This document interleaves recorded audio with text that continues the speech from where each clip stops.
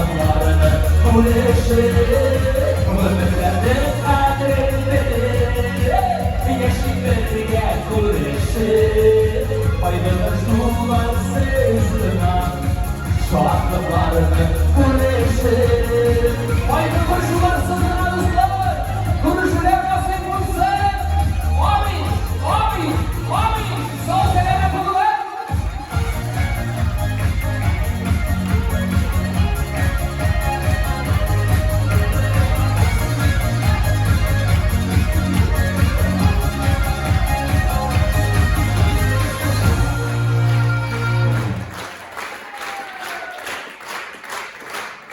Baik Safarov, Güzelliğe Kızıltırova, Gülzar, Vladislav Agapov.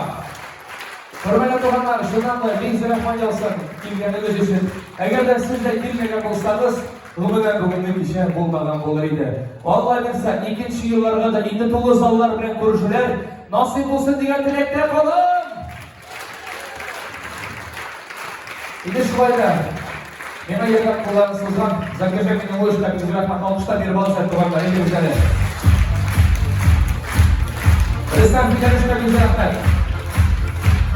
Resmen bitirişine güzel rahmet. Yerinde oturun. Yerinde bitirişine güzel rahmet. Şunları hürmet edip kasıtla kirgenliğiniz için rahmet sizge. Yerinde kullar sultan şırın. Zapatkeş ku rahmet sizge.